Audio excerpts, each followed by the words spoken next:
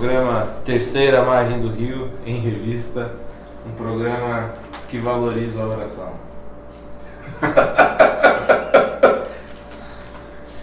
E a gente tá rindo por quê? Porque ele não valoriza? Eu falei sério. Como assim? Falei sério. Mas explica por quê. Porque o tema de hoje é oração. Olha só que bonitinho. Acho que antes da gente começar, alguém tem que fazer a propaganda, né, dos nossos livros. A gente já fez várias. Tem várias. Não sei. Não, sempre tem que fazer, é bom. Então tem que fazer. Olha, a Terceira Margem do Rio, como muitos de vocês sabem, outros talvez ainda não, valoriza a questão do texto. Então a gente já está com mais de 130, 140 textos publicados no nosso site terceiramargemdorio.org e tem chegado até nós indagações, perguntas a respeito daquilo que lemos. E uns leem mais, outros leem menos. Outros cantam. Uns leem mais, outros cantam. Não vamos falar quem é, mas não vamos falar quem é, mas... Não vamos falar quem é, mas outros leem e outros cantam. Exatamente. E, de qualquer forma, com esse intuito, com essa valorização da leitura também, criamos a editora Terceira Margem do Rio, que já tem 2 livros lançados, um terceiro está em andamento, e mais 3 outros ainda estão em andamento. Assim, quando eu falo terceiro em andamento, está praticamente quase sendo lançado. Esse ano vão ser 3 lançamentos. Esse ano teremos... Ano passado tivemos 2 lançamentos. Encenação de Maldições. Encenação e Maldição. Encenação e Maldição. Como é que uma adaptação do mestrado do Lucas, excelente. Pelos Estudos Judaicos pela USP. Ano passado nós lançamos o livro do La Rondelli. Foi extremamente elogiado. Nosso Criador Redentor, do La Rondelli. La Rondelli? Que evolução. La Rondelli. E também de... Um livro sobre a aliança. Edson Magalhães Nunes Júnior, Introdução à Poesia Bíblica. E esse ano ainda vai sair, provavelmente, o do Anúncio de Enredo, do Lawrence Turner, sobre Gênesis. E vai sair também On the Way No Caminho de Emaús, do Dr. Jacques Ducan, sobre as profecias messiânicas do Antigo Testamento. Excelente. Um livro muito bom também. Então, assim, há muitos livros que poderiam ser indicados, que poderíamos indicar e vamos indicar. A maior indicação são os livros que a gente escolhe para publicar na nossa editora, né? Que faz sentido. Basicamente, a gente tenta ainda fazer com que ela seja autossustentável, um grande desafio, né? Com a quantidade de livros que se vendem nesse país. Mas a gente também vai ter no site outras indicações de livros, não apenas de livros também que nós não vamos publicar, ou porque já estão publicados em língua portuguesa, mas o nosso foco para essa editora é justamente publicar livros que não existem em português e que talvez, do ponto de vista comercial e econômico, não valesse a pena serem publicados em português. Então, isso. Obrigado. Hoje a gente tá faltando uma pessoa aqui entre nós. Estamos sem o grande Luiz Felipe Valente. O Luiz Felipe está faltoso. Não está entre nós. Mas para quem não nos vê e só nos ouve, então, o Lucas Iglesias, Dr. Tiago Arraes, Edson Nunes. Presente. E eu quem vos falo, Leonardo Gonçalves. Bonito. Então vamos lá, Lucas. Comece então o nosso tema sobre oração. Puxa, eu começar? Bem, eu acho que quando a gente trata de oração, pelo menos na minha visão, eu não consigo falar de oração sem que venham à minha mente algumas orações que aparecem no texto bíblico, né? Não necessariamente essa é a mais importante, ou a primeira, etc. Mas uma oração que me marca bastante no texto bíblico é a oração de dedicação do templo feita por Salomão, né? Ela aparece lá em 2 Crônicas e em 1 Reis 8. Ela me chama a atenção, agora não tem, acho que nenhuma relação assim exegética, específica do texto, da parte literária e tal, porque ela, na minha opinião, ela apresenta um componente essencial do que eu considero ser da oração, né? Um componente essencial da oração, que é o quê? Eu acho que é essencial da oração eu ver o meu lugar diante de Deus. Então, aonde eu me coloco diante desse Deus, né? Tava lendo um livro umas semanas atrás de um filósofo lá do Texas sobre reverência. Há filósofos em Texas? Não só Faz sentido. tocadores de banjo. E ele falava sobre a reverência e ele fala que a sociedade hoje, uma das coisas que mais há falta na sociedade é de reverência. Isso em qualquer âmbito, ele não está falando no âmbito religioso, né? Eu acho que essa reverência, e buscando o linguajar do livro dele, né? Que chama sentir-se reverência, pequeno, é isso que... é o lugar que eu me coloco diante do que é maior, que me transcende, né? Então eu acho que a oração começa em eu me colocar no meu lugar. O Heschel fala um pouco disso no primeiro capítulo também, do Deus em Busca do Homem, né? do sense of awe. Inefável, Wonder. né? Wonder, sense of wonder. Inefável. É inefável traduzido como inefável? É o senso de maravilhamento, né? Maravilhamento. Tem até uma música dos Arraiz, eu tô falando sem zoeira, mas é que você... Não, você começa a rir, eu já vi. Já explica, né? Não tô zoando. Mas vou olhar pra você, então. A música Oração do CD dos Arraiz... Muito bonita, é a que eu mais gosto daquele disco. É muito bonita, e você escreveu a primeira estrofe até o primeiro coro, foi uma oração de verdade que teve. Você podia contar essa história pra gente rapidamente? Foi uma aula de mestrado, não foi isso? Alguma coisa assim? Não, essa foi 21, uma matéria. Foram 21 nomes de Jesus, né? Não, mas não teve uma oração de alguma matéria que de oração de você e o seu professor. primo, Foi. vocês iam ver se vocês queriam fazer a matéria ou não. Já contei a história, né? Não, a gente estava prestes a escolher, a gente tinha uma matéria letiva. Aí a gente falou, poxa, será que a gente faz a matéria de doutrina do santuário com esse professor ou a gente espera mais um semestre para fazer com outro professor? Ele falou, vamos ver, pelo menos a primeira aula desse professor agora. Era o professor Roy Gain, que também tem vários livros que a gente poderia considerar traduzir também agora, que me vem à mente. Mas eu lembro que a gente entrou na sala de aula e a primeira coisa que ele fez foi pedir para todo mundo ficar de joelho. Em sala de aula? Em sala de aula. O que já é meio estranho. Normalmente você faz uma oração curta e começa a aula, mas ele falou, pessoal, vamos ficar de joelho porque para essa matéria a gente precisa começar de uma maneira correta. E eu lembro que basicamente o que ele fez através da oração não foi uma oração longa demais, mas não foi uma das mais curtas, mas basicamente ele guiou a sala toda para dentro do santuário, para essa ideia de que existe de fato um santuário celestial. Então foi todo o trajeto, começando na terra, Senhor, nós estamos aqui, nós somos pecadores, indignos, nós pedimos perdão em nome de Jesus e tal.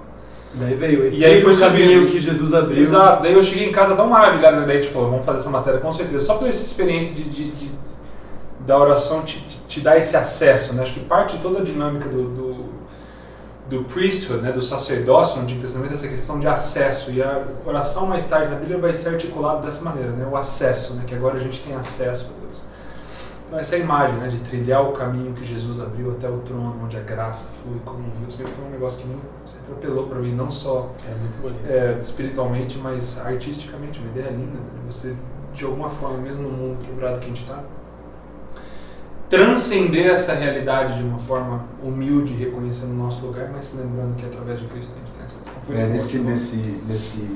Nessa linha, o texto que eu gosto, eu já fiz alguns sermões sobre esse texto, que é Eclesiastes 5, o início de Eclesiastes 5, né? Que tem a ver com o santuário e tem a ver com oração, né? O mesmo esquema. Não tem, então, inclusive é indissociável a ideia do santuário, e a gente já fez programas aqui sobre o santuário agora. Acho que a gente fez um sobre o Yom Kippur, a gente até precisaria fazer outro sobre o santuário. Até fazer uma maquetinha aqui, alguma coisa assim, fica para uma prova. Porque obviamente é um negócio que é bem mal compreendido. Bem mal compreendido. E é central, né? E aí diz assim, Eclesiastes 5, os primeiros versos, né? Guarda o teu pé quando entrares na casa de Deus, chegar-se para ouvir é melhor do que oferecer sacrifício de tolos, pois não sabem que fazem mal. Não te precipites com a tua boca, nem o teu coração se apresse a pronunciar palavra alguma diante de Deus, porque Deus está nos céus e tu na terra. Portanto, sejam pouco numerosas as tuas palavras. É exatamente isso que o Lucas falou e a ideia que o Arraiz e o Léo colocaram aqui, a ideia de você saber quem você é e ao mesmo tempo que você reconhece quem você reconhece quem Deus é. Ele é o Criador, você é criatura, então quando você chega diante dele para falar, eu acho que o que o Game quis dizer, provavelmente, né? Mas com certeza, pelo que a gente lê dele, um indivíduo bem equilibrado, não é que o jeito certo é se ajoelhar para orar, mas é que criar um environment, criar um ambiente em que você ore de coração, né? De verdade. Né? Você já terminou? Já quero te interromper. Porque o negócio é... Obrigado, a ideia... É que tá tarde, né? Tarde não estamos tendo mais pra brincar. Agora, uma das ideias a gente também não entende, né? Para quem entra na igreja, normalmente agora de pé, aí já é ajoelhado, aí você vê o Islã, por exemplo, o pessoal no chão, então tem prostrado. Mas parte da história do porquê, né, se ajoelhar é por causa dessa proximidade à terra, né? Então tem parte desse reconhecimento. E você bem próximo, A vulnerabilidade total. Quando você está de joelho, você está absolutamente vulnerável. Tanto que nas antigas monarquias você tinha que se ajoelhar, porque nesse momento pode acontecer com você que se quiser que você não consegue reagir. Se o cara quiser te matar, decapitar você, é a posição de decapitação, é total vulnerabilidade. E com os braços abertos, então ainda tipo a total vulnerabilidade. É bonita a imagem, né? Esse retorno para a terra. Inclusive, jejum e oração juntos têm esse papel, no final das contas, né? De abrir mão do alimento. A gente até mencionou isso no passado. Sim, e essa proximidade. Mas esse negócio que a gente está falando da posição de orar é extremamente interessante, porque tem exatamente a ver com a origem da palavra que é usada pela primeira vez da oração, que é palalo, né? Que é a ideia de uma palavra de um cunho legal, né? Ela tem um aspecto jurídico, a gente já falou dela no primeiro programa da primeira temporada, quando a gente falou do revista. Do TMR Revista, a terceira margem do Rio Revista, a gente falou sobre o profeta, a gente começou falando sobre Abraão, etc. E aparece a primeira vez a palavra profeta junto com a palavra oração, né? A gente comentou isso bastante. Mas essa palavra tem esse cunho de legal, ela tem a ideia de você se levantar por alguém, né? Você se coloca de pé por alguém. Então a ideia de você orar em pé tem um sentido jurídico, é uma declaração que você está fazendo. E o lance do prostrado tem a ver com essa humildade, com o reconhecimento diante de alguém. Então, eu gosto sempre dessa imagem também. Você vai fazendo as perguntas, né? Quando você fala do sacerdote, né? O sacerdote comparecer diante de Deus, ele intercedia, ele palala, né? Ele intercedia, que é o verbo em hebraico, ele intercedia pelo povo, né? Então, o verbo orar é interceder. É interceder. É a mesma palavra. Mesma coisa. É uma ideia jurídica. A oração porque tem a ver com o santuário, que é um aspecto jurídico. Né? Então a gente tem Salmo 132 ou 137. Agora deixa eu dar uma olhada só para 137 é quando estava então, os dias da Babilônia sentavam. Então o 132. Deixa eu conferir aqui exatamente. O verso 7, o verso 8, depois o verso 12. Se quiser atender, eu consigo editar depois. Não, tô tranquilo, não precisa editar não. É a Vanessa. Depois o verso 12 e o verso 13 vai falar do lugar do repouso de Deus, né, a morada dele, que é o santuário, etc. e tal. Então a oração, a intercessão, ela tem a ver com esse processo jurídico diante de Deus. E o que eu gosto sempre de falar é do sumo sacerdote, como é que ele comparecia, né? Não no Yom Kippur, mas nos outros dias, quando ele ia oferecer um incenso, não o sacerdote normal, mas o sumo sacerdote, e ele entrava com uma espécie de como é que a gente chama? Peitoral, e no peitoral tinha o nome das 12 tribos. Ele carregava com ele 12 pedras. Mas nos ombros ele também tinha as 12 tribos escritas, mas em 2 pedras. Aqui tinham 6 nomes, aqui tinham 6 nomes. Por que ele tinha o nome das tribos escritas em 2 lugares? Porque ele entra diante do rei, ele entra curvado diante do rei. E o rei vê o nome das tribos, e o rei se lembra. E o rei pede para ele levantar, então ele levanta e aí tem o nome das 12 tribos. Ou seja, no momento de tipo intercessão... a camiseta de futebol hoje em dia. Péssima analogia. Nossa, horrível. Na hora que eu tava falando, eu pensei que... Essa parte tem como editar? Não, essa eu vou deixar. Tava tão bonita a ideia, né, cara? O patrocinador, tipo, o cara pelo qual o time se vende no Não, mas foi bom que aquela do Scooby-Doo agora eu fiquei bem. Fiquei tranquilo. Qual do Scooby-Doo? Não vou Deixa nem pra lá, lembrar. deixa pra lá. Mas a ideia é exatamente desse aspecto de lembrar. O rei se lembra com misericórdia. Então, voltando para a tua música que você falou, né? Você chega diante do trono, através do santuário, a Arca da Aliança, através do sacerdote que está intercedendo por você, e aí Deus flui misericórdia quando ele olha para os nomes da aliança, né? As tribos da aliança, o sacerdote e tal. Que é o que favorece o diálogo. Exatamente, e aí já caminha para tudo que você estava começando a falar, que eu acho que tem a ver com a conclusão do programa de hoje. A gente pode concluir, voltar, não tem problema. Que é o livro de Hebreus, que foi o que falou que se cumpre em Cristo e tal. Então a oração, ela tem esse elemento legal com relação ao santuário, que você tem 2 aspectos, é um procedimento jurídico, e esse procedimento jurídico tem a ver com o reconhecimento de quem ele é, de quem você é, e da lembrança da aliança, da lembrança das promessas e assim por diante. A ideia da oração vai se desenvolvendo, né? Que a gente está pegando ideias que vêm do santuário, que vêm da oração da dedicação do templo, apontando para Jesus, indo e voltando. que é bem difícil no final das contas você colocar o dedo e falar, ó, oração é isso aqui, porque tem vários contextos diferentes, mas eu acredito que esse é um dos principais, talvez. A gente está tentando pegar a essência em cada mesmo nos casos diferentes. Mas se você parar a pensar, se a gente pisar para trás e ver a perspectiva mais ampla... Continua aí, galera. Continue. Falou, Edson. Já volto. A perspectiva mais ampla da parada toda, se você for parar a pensar, em cada grande etapa da Bíblia, em cada grande transição da Bíblia, você tem pelo menos essa... Talvez a gente não precise chamar de oração, mas essa movimentação do ser humano a Deus. Uhum. Então você tem, por exemplo, a queda, você tem Caim e Abel, e daí logo depois da linha de Sete, e a partir de certo momento a humanidade começou a clamar em nome do Senhor, a clamar em nome de Deus. Então, algo está acontecendo aqui que não estava acontecendo antes.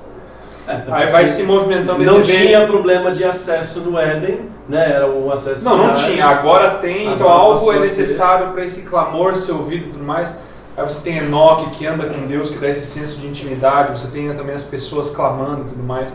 Enfim, então em cada grande tradição, aí vem Êxodo, por exemplo, Abraão, todas aquelas dinâmicas. Acho que um dos grandes casos de um ensinamento do que é oração é a maneira como Abraão orava. Né? Eu acho que uma coisa que ele não orava só para ele perguntava sobre o outro. Eu ia chegar nisso. Do mesmo jeito, do mesmo que a gente já falou sobre bênção, sobre quando a gente falou sobre a voz profética, em vários aspectos, uma das coisas essenciais da oração é que você não ora por você, você ora em favor de alguém, você ora por outro. A gente no final acho que vai desaguar nisso, né? Porque Jesus é o clima. Então, a minha oração, a que eu mais gosto na Bíblia, primeira oração que me vem à mente, quando a gente vai falar de oração, é justamente João 17, que é a oração sacerdotal, denominada oração sacerdotal de Cristo, que é lindíssima. Por união e tudo mais. Agora, nas grandes transições da Bíblia, então você tem essa movimentação. Começa o Êxodo, e só existe uma movimentação no céu, pelo menos geográfica, vamos dizer assim, né, de que Deus desce mais, uma vez que o clamor das pessoas sobe até Deus. Então daí você vem, aí passa o Êxodo e tudo mais, e você tem Moisés intercedendo 10 vezes pelo povo, constantemente mostrando que é algo central ali também. Então oração pode parecer um tema que talvez é a oração que Jesus ensinou, o Pai Nosso, mas é algo que já está, é tipo um respirar dentro do texto bíblico que sempre vai se renovando em cada grande estágio. Começa primeiro Samuel, você tem Hannah orando no templo. Então, isso que eu ia falar, exatamente o que eu ia falar. Porque esse é um dos contextos considerados mais antigos da Bíblia, pelo hebraico, arcaico, etc. e tal, que é a oração de Ana, que é a palavra raiz é palal também. E o que eu curto desse processo tem a ver com o que você está falando, que a pessoa ora, o clamor sobe até Deus e Deus atende, etc.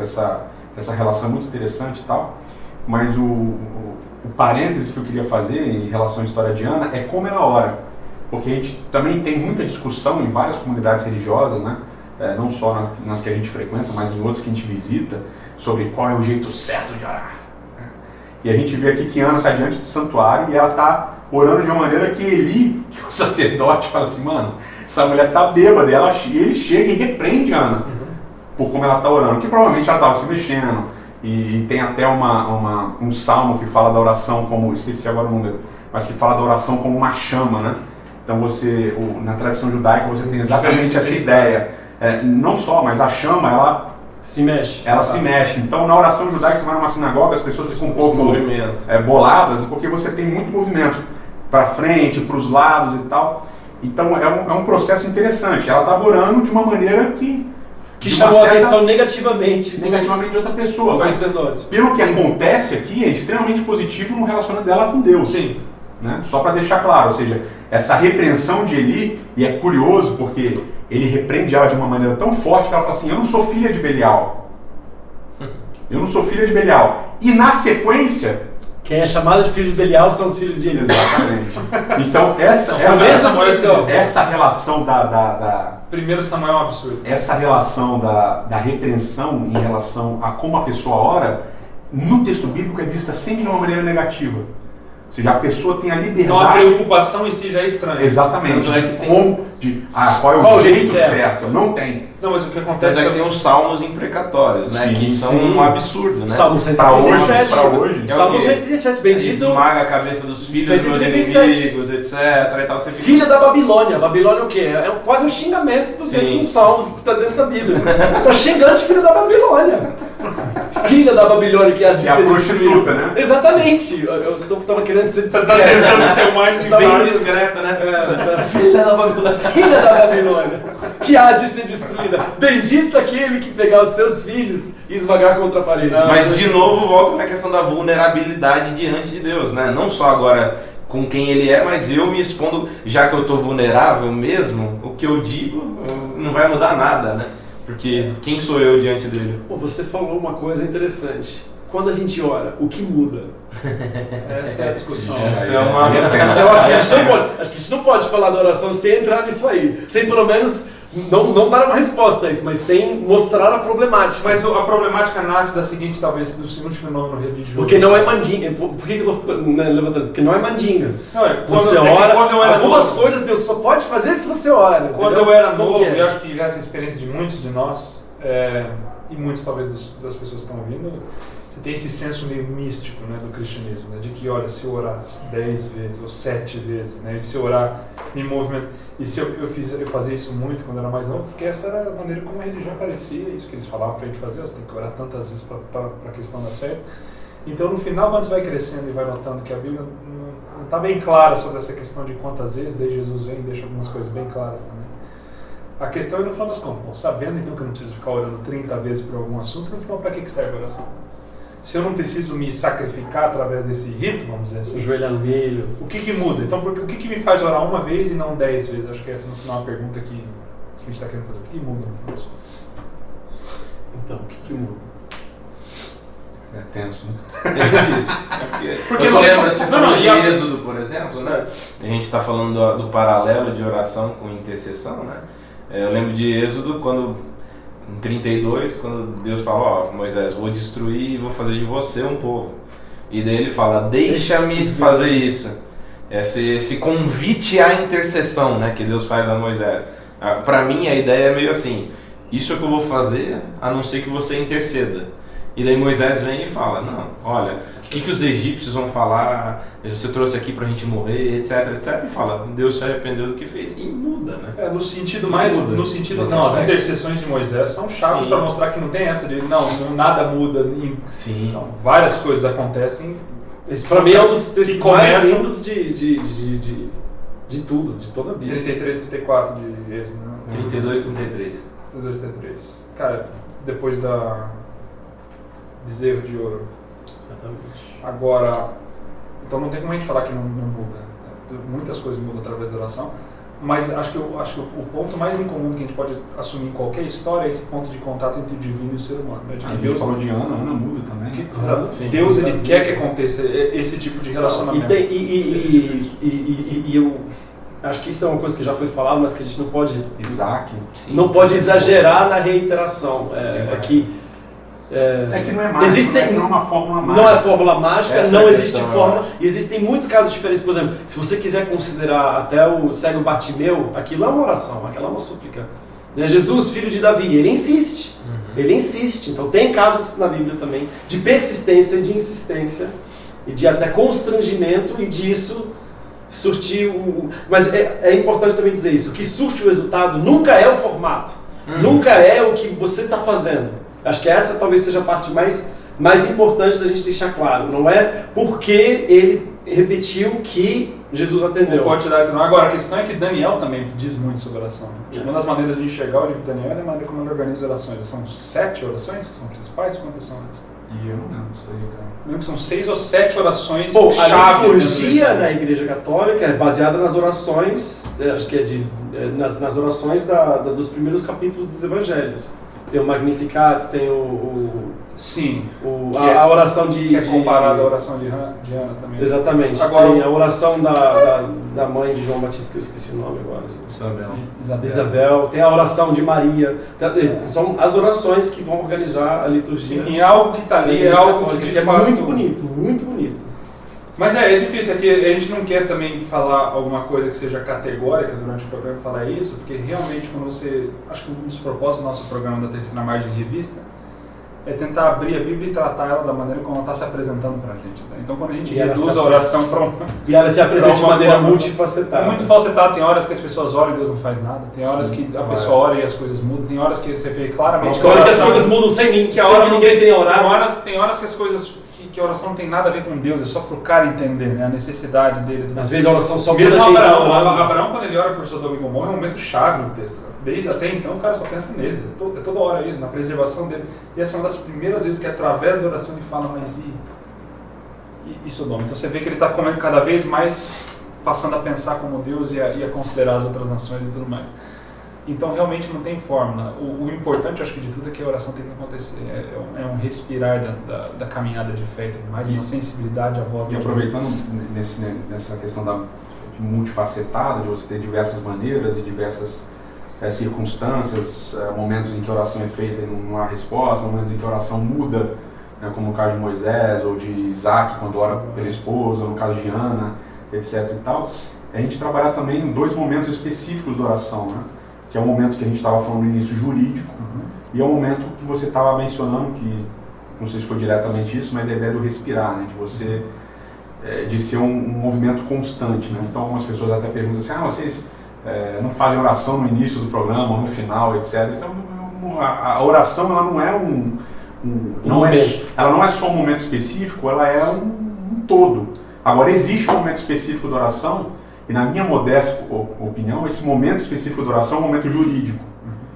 Então, não é toda oração que você faz que a durante gente o torna dia. banal, normalmente. Exatamente. Não é todo momento do dia que você fala assim, Senhor, e começa com aquele introito, né? Louvando o nome de Deus, etc. E termina em nome de Jesus e amém, né? E até isso é um aspecto interessante. Por que se ora em nome de Jesus, né? Porque tem um aspecto jurídico em relação ao ritual do santuário. Porque ele é o cordeiro, porque ele é o sumo sacerdote, assim Existe por uma diante. ordem de autoridade. Exatamente. Então você ora ao Que Pai. é por causa do através nome de Filho e Jesus, por tal. causa da pessoa de Jesus, que a gente sequer é ouvido. E esse aspecto é importante a gente entender. Tipo, você está conversando com Deus, né? E até uma escritora americana, Ellen White, que ela fala disso, né? Que a oração ela tem que ser constante, né? Conversar com Ou Deus. abrir o coração. Ou abrir o coração ao amigo e tal, no livro Caminho a Cristo, que é um livro muito interessante. Muito bom. Mas eu acho que a gente tem que pontuar esses 2 momentos também. Existe um momento que é um constante. Você está indo para o trabalho, Senhor, hoje vai ser difícil. Ou seja, orar conversa, é incluir Deus no seu cotidiano, na sua seu vida. cotidiano. Mas Você convidar Deus a fazer parte. Isso é uma coisa constante e se torna, na medida em que você vai fazendo isso, cada vez mais automático. Tudo que acontece, você não precisa, você está no trânsito, você não vai parar o carro, se ajoelhar na beira da estrada para incluir Deus naquele momento. Mas você pode ter uma excelente conversa com Deus enquanto você está eu acho que dirigindo. até o ministério de Cristo isso é muito claro, principalmente na hora do sofrimento de Cristo, a gente não vê o Pai Nosso, a gente não vê a estrutura do Pai Nosso nas orações dele, nos clamores deles a Deus, são clamores mais esparsos e tem a ver com o sofrimento, com a angústia dele. Agora, no momento, vamos dizer assim, jurídico ou intercessor da ideia da oração, aí você tem um formato, aí você... Não é que é bem um formato, tem que ser tem assim, elementos, mas você você tem tem os elementos que estão presentes, que é o louvor a Deus, reconhecimento de quem você é, pedido de perdão de pecados, em nome de Cristo, etc e tal. Então acho que é importante a gente entender esses 2 momentos também. Mas vamos adicionar um terceiro, porque eu acho que ficaria a discussão, acho que limitada se a gente não adicionar o terceiro, que eu vejo que talvez seja o exemplo de oração que eu mais gosto dos evangelhos. Isso a gente fez o programa sem mencionar a oração do Pai Nosso. E de novo, a gente poderia fazer também um programa só sobre o Pai Nosso. Então vamos lembrar, vamos anotar aí. A oração do templo. Agora, um dos E exemplos... só sobre o João 17 também. Um dos meus exemplos favoritos é Mateus 21. Mateus 21, Jesus está dentro do templo, virou aquela zona, galera comprando e vendendo, né, fazendo aquela algazarra, Jesus entra, que é aquela imagem de Jesus estranha pra gente, né, que não tem ovelhinha no colo, ele sai chicoteando e virando mesa, falando, olha, vocês tornaram a casa do meu pai uma casa de salteadores, enquanto vocês deveriam saber que a minha casa será chamada casa de oração. Aí quando você para pra pensar, bonito, aí quando você para pra pensar, eu lembro que não. você para pra pensar, você fala assim, o que vem em seguida, naturalmente, Jesus vai começar a ensinar a oração do Pai Nosso, né? Já que agora a minha casa é casa de oração, então nos ensina a orar, alguma coisa assim, né? Mas não é isso que acontece, cara. O que vem logo em seguida do texto é que começa a aparecer coxo, os necessitados, e Jesus começa a curar os caras. Aí você pensa, não, isso não tem nada a ver com oração. Não, é exatamente o ponto. A oração para Jesus tinha essa dimensão jurídica ele ensinou, inclusive, a oração do reino, que é o Pai Nosso, é uma oração jurídica. Completamente jurídica. Agora, existe essa questão do respirar. Jesus ele ia para a montanha, ele se retirava, essa questão toda de que ele constantemente passava a noite no Getsemane. Perfeito. Getsemane da cruz. Agora, o terceiro elemento, a gente não pode perder de vista que a oração também é um canal, na verdade, em que ao a gente ter essa questão jurídica e esse respirar, a gente entender que a oração no final não é para o nosso bem espiritual. Isso também. Exato, mas só para a gente dizer agora... É muito importante, com certeza. Que é voltado para... Então, quando Jesus começa a curar a galera, logo depois de falar minha casa se chamar casa de oração, ele exemplifica que a oração não é só um ato de eu falar com Deus, mas é eu agir... Não uma coisa... Eu agir para o próximo. Exato. Então a gente pensa, vamos fazer uma semana de oração, vamos ficar orando aqui. Não, a semana de oração é o quê? Porque você ir para o bairro... Eu posso fazer para abençoar o outro. Cesta básica. Exato. É a ideia de levar para o hospital. Não, é. Senhor, Deus necessitados. Então, o culto de Ele é oração... todo poderoso. Se ele quiser, ele manda comida para todo mundo. O culto de oração, vamos dizer assim... Se não está mandando, é porque é o projeto dele, é o plano dele. Se existe um culto de oração na sua igreja, o culto de oração deveria começar na igreja, mas deveria terminar em outro lugar, talvez. Mas esse é o ponto, porque a oração ela começa nessa dinâmica entre nós e Deus. Só que ela sempre deságua nesse nosso olhar pelo próximo e pelo outro. Aqueles que mais precisam, não só em palavras para Deus, mas em ações para o próximo. E quanto mais, a gente já falou isso em outros programas, quanto mais se aproxima do divino, a gente mais acaba próximo a voltando gente para está isso sempre, porque do não tem como... Seríamos escapar. omissos se não voltássemos para isso sempre. Seríamos. Acho que nosso tempo se esgotou. Esse foi mais um programa, a terceira margem do Rio em Revista. Até o próximo programa.